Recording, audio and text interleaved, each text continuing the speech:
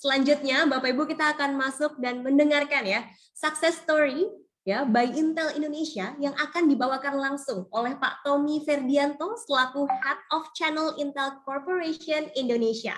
Waktu dan tempatnya saya persilakan, Pak Tommy. Halo, Assalamualaikum warahmatullahi wabarakatuh. Salam sejahtera, Om Swastiastu, dan Namo Buddhaya. Kami sangat berterima kasih sudah diundang di acara yang luar biasa di pagi ini.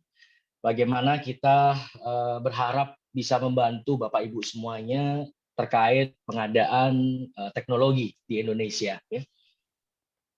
Hari ini kami dari Intel akan berbicara mengenai apa sih Intel. Berbicara mengenai Intel, kami ini memiliki teknologi, kami memiliki kemampuan bagaimana kami bisa meningkatkan kualitas hidup manusia di muka bumi, gitu ya. Bagaimana teknologi kami membuat jalanan itu menjadi lebih aman, bagaimana kita bisa membuat sebuah teknologi alat-alat kesehatan yang berbasiskan artificial intelligence, ya, berbasiskan data mining information yang semua prosesnya menjadikan itu menjadi lebih mudah. Seperti kita tahu bahwa dari beberapa tahun yang lalu kita ketika berbicara teknologi, ketika berbicara mengenai transformation digital, ketika pemerintah menggalakkan kita berbicara mengenai industri 4.0, ya. Nah, hal ini yang membuat bagaimana proses komputerisasi, proses digitalisasi itu meningkat cukup luar biasa. Jadi sekarang hampir semua manusia tidak bisa dilepaskan dari yang namanya teknologi. Nah, ketika berbicara namanya teknologi, informasi masuk ke dalam kita atau kita mengirimkan informasi, tentunya pasti ada terjadi kumpulan data, Bapak Ibu. Berbicara Intel, Bapak Ibu, jadi kalau namanya teknologi itu tidak terlepas dari 4 hal ini yang menjadi apa yang menjadi fokus kami ke depannya. Berbicara mengenai data, pastinya data itu bisa kita taruh yang namanya di server, ya. Server itu bisa ada di tempat kita, ataukah bahkan server ini juga fisiknya kita nggak punya. Kita punya ada yang namanya cloud. Ya. Nah, ini adalah teknologi yang namanya cloud. Bagaimana hal ini semuanya mereka menyimpan data itu somewhere yang even kita nggak tahu, Bapak Ibu, ada di mana datanya. Nah, teknologi mungkin seperti itu. Kemudian berbicara artificial intelligence. Ya, bagaimana kita membuat mobil pintar, mobil bisa berjalan tanpa kita setir, ya. Tinggal masukin map-nya tujuan kemana, dia akan berjalan sendiri. Dan tentunya itu semua terkait dengan yang namanya bagaimana jaringan yang kita punya. Nah, hal-hal yang seperti ini tentunya tidak akan terlepas dari yang namanya komputer. Anything is compute, kita sebut sebagai komputer. Jadi segala sesuatu yang melakukan proses di dalamnya itu adalah komputer.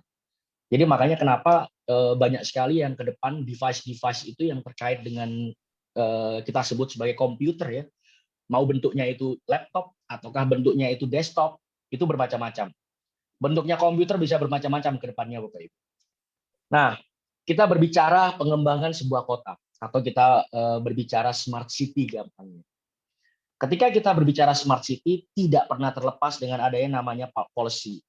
Bagaimana namanya government itu bisa terlibat dan mengupayakan hal itu. Kemudian yang ketiga, masalah financing. Kemudian yang keempat adalah masalah strategi. 4 hal ini yang bagaimana kita harus mulai memikirkan ketika melakukan sebuah perencanaan, gitu ya. Bagaimana kita melihat apa yang mau kita bangun di kota kita 3 tahun ke depan. Berbicara strategi implementasi itu terkait juga bagaimana partner-partner yang akan dilibatkan oleh Bapak Ibu. Jadi di luar sana banyak vendor-vendor teknologi, ya, yang Bapak Ibu bisa ajak bicara, Bapak Ibu bisa ajak bicara kami ketika melakukan sebuah perencanaan. Bagaimana kalau kita mau bikin begini, teknologi apa sih yang paling cocok untuk melakukan hal itu, gitu ya. Apa teknologi yang paling cocok. Nah, hal ini yang seharusnya kita harus dilibatkan dari awal. Kenapa? Karena kami kan punya informasi bahwa ini barang ini umurnya tinggal 6 bulan ke depan, Bapak Ibu. Barang ini umurnya tinggal setahun ke depan. Barang ini roadmap-nya hanya seperti ini. Nah, kami sarankan spesifikasinya pakai yang seperti ini agar bisa digunakan jauh lebih panjang.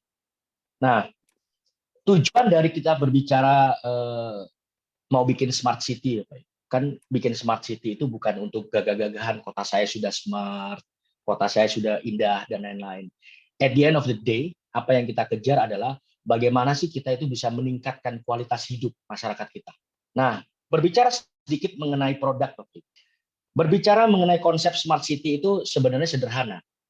Jadi apa produknya, apa objeknya. Misalnya kita mau kelola tata kelola pertanian misalnya. Bagaimana pertanian ini bisa meningkat produksinya, bagaimana pertanian ini bisa menghasilkan lebih banyak, itu objeknya. Yang akan mau dikerjakan seperti apa. Kemudian berbicara smart city tentunya harus terkoneksi Bapak Ibu. Bapak Ibu sebagai pemilik kebijakan ya, Bapak Ibu sebagai stakeholder yang bisa menentukan misalnya satu daerah yang mungkin kita perlu nih nambah bak sampah di sana. Kenapa? Karena bak sampah di sana selalu overload. Bagaimana kita bisa tahu bahwa bak sampah di sana overload sehingga masyarakat itu ketika overload nggak buang sampahnya sembarangan gitu. Karena penuh Pak. Jadi ini diperlukan untuk menambah kita bikin kantong sampah baru gitu misalnya. Nah, infrastrukturnya adalah seperti ini, Bapak. This is smart city dan semua ini kami di Intel kita punya teknologinya. Nah, jadi ini kita berbicara apa sih? Ketika berbicara ngomongin Intel, Bapak Ibu. Jadi kalau dulu mungkin Bapak Ibu taunya Intel, kita ngomongin komputer gitu ya. Intel ada di dalamnya laptop, Intel ada di dalamnya desktop. Tapi Bapak Ibu perlu ketahui bahwa we have a lot of devices, Pak. Kita punya banyak sekali solusi, mulai dari ujung ke ujung. Nah, ini slide saya terakhir, Bapak Ibu. Ketika berbicara mengenai solusi, banyak hal yang sebenarnya kita sudah lakukan dengan teman-teman di kota, di kabupaten, dan di provinsi ya. Bagaimana kami dengan ekosistem kami, dengan partner-partner kami seperti Onesia, yang kita membuat produk-produk itu memudahkan proses ataupun memudahkan pengambilan keputusan di tempatnya Bapak Ibu. Bagaimana kita membangun yang namanya comment center, ya. Bagaimana kita membantu UMKM itu untuk bagaimana mendigitalkan bisnisnya mereka. Jadi terakhir yang kami bisa mohon ke Bapak Ibu ketika melakukan proses perencanaan lebih baik kami bisa dilibatkan dari awal sehingga ketika berbicara mengenai produk yang diperlukan, bagaimana ini bisa lebih efisien gitu ya, kami bisa membantu Bapak Ibu untuk melakukan pemilihan produk seperti itu. Mungkin itu dari saya, Bapak Ibu semuanya. Saya mengucapkan banyak terima kasih sekali lagi atas kesempatan dan waktu yang diberikan untuk melanjutkan. Terima kasih. Terima kasih Pak Tommy, sangat inspiratif ya terkait dengan Smart City. Tapi sebelum kita masuk ke sesi panel discussion, akan ada juga ya, kita akan mendengarkan company introduction dari Onesia yang akan dibawakan langsung oleh Ibu Anissa, selaku Head of Account Manager dari Onesia Nusantara Evolutioner. Silakan Ibu Anissa untuk waktu dan tempatnya. Selamat siang semuanya. Bapak Ibu, di sini saya mau sharing sedikit mengenai Onesia. Jadi Onesia merupakan distributor untuk brand-brand IT domestik dan internasional yang saat ini sahamnya dimiliki sepenuhnya oleh Indonesia. Selain merupakan distributor, Onesia juga memiliki brand lokal asli Indonesia yang memproduksi PC, notebook, kamera CCTV, dan kioske. Onesia juga telah berpartner dengan lebih dari 150 perusahaan provider IT solusi di Indonesia dan menjadi distributor untuk 17 brand IT internasional. Onesia juga menawarkan end-to-end solusi dari data center solusi, terdapat solusi dari Sangfor HCI, High-end High Performance Computing solusi, sampai dengan Power3 Online UPS. Untuk display solusi, kita memiliki brand lokal Indonesia, Onesia Kioske, yang telah tayang di katalog dan telah dipakai di berbagai instansi pemerintah di Indonesia. Selain itu, terdapat display solusi dari Samsung dan Hikvision. Untuk networking solusi, terdapat solusi dari Efficient IP dengan cutting-edge teknologi yang di bidang DNS, firewall, dan Ruckus sebagai series end-to-end untuk indoor dan outdoor access point. Di brand Sangfor, kita membawa line-up access management controller untuk Internet Access Gateway dan WAN automation. Pada printing dan scanning solusi, terdapat solusi dari Zebra dan Core Alert Scanner.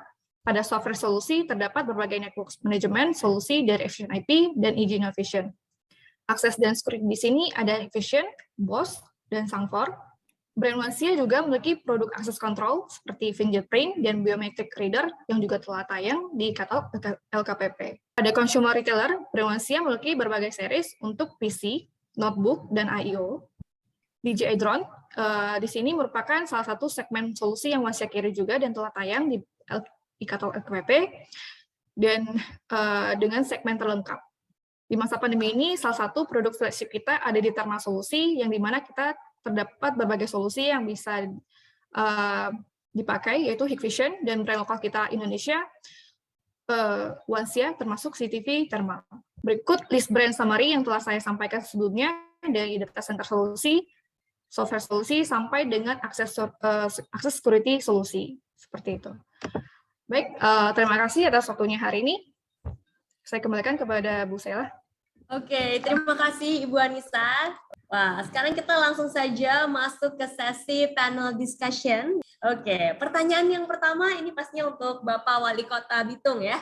Tadi sempat menceritakan pengalaman pribadinya ya Pak ya, mengenai pengalaman kerja di dunia swasta sebelum masuk ke pemerintahan.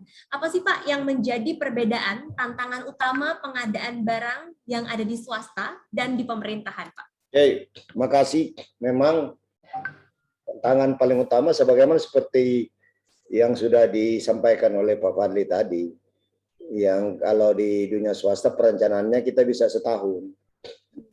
Kadang-kadang kalau di kita karena kepentingan stakeholder, juga termasuk kepentingan beberapa elit masyarakat, yang kemudian sedikit ada tanda kutip mengarahkan.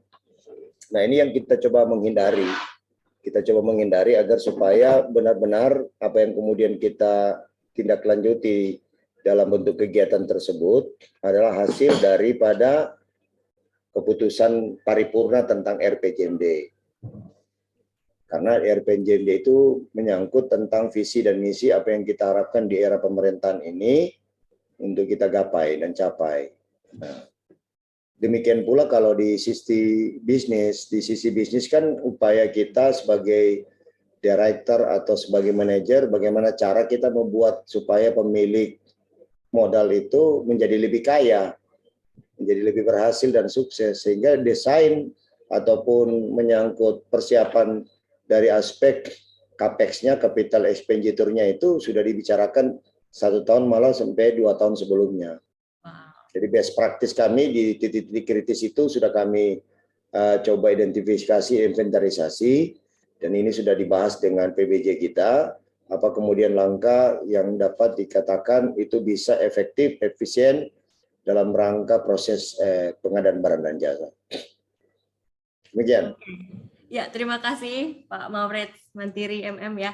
Luar biasa, tadi sudah menjawab bagaimana pokoknya semuanya harus efisien dan lebih efektif lagi.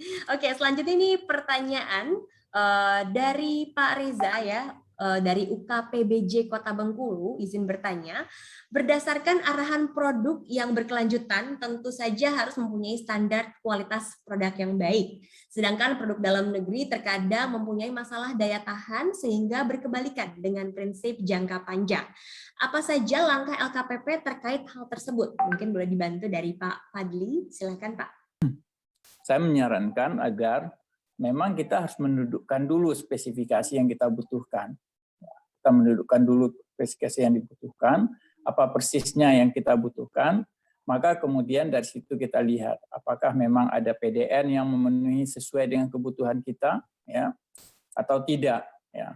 Kalau ada, maka otomatis memang kita harus memprioritaskan PDN tadi, karena memang itu diatur di dalam undang-undang dan diatur di dalam peraturan pemerintah, dan itu turun lagi di dalam Perpres. Artinya itu sesuatu yang wajib kita lakukan. Nah, tetapi kalau kemudian tidak ada, artinya ada barang yang sama tapi tidak memenuhi kriteria spesifikasi kita. Dan di dalam aturan kita juga sudah dijelaskan bahwa kewajiban penggunaan produk dalam negeri itu dalam hal tersedia barang yang bersangkutan. Oleh karena itu, maka kata kuncinya adalah kita benar-benar harus menyusun spesifikasi. Tentu spesifikasi itu disusun dengan segala justifikasi yang kita miliki. Wow, luar biasa. Terima kasih Pak Fadli ya sudah menjawab pertanyaannya. Itulah tadi pertanyaan yang menutup sesi panel discussion kita ya siang hari ini. Dan akhir kata Bapak Ibu kami ingin mengucapkan pastinya terima kasih sekali untuk para panelis yang sudah menyempatkan waktunya. Ada Bapak Insinyur Maurid Mantiri MM selaku Wali Kota Bitung dan Bapak Insinyur Fadli Arif selaku Direktur Perencanaan dan evaluasi pengadaan LKPP, dan juga seluruh wali kota setiap daerah yang sudah hadir dan menyempatkan waktunya dari pagi hingga siang hari ini ya. Mohon maaf apabila dari kami ada kesalahan kata ataupun kesalahan teknis lainnya. Kami berharap semoga event hari ini bisa bermanfaat untuk kita semua, dan terima kasih. Sampai jumpa di event Trend Indonesia lainnya.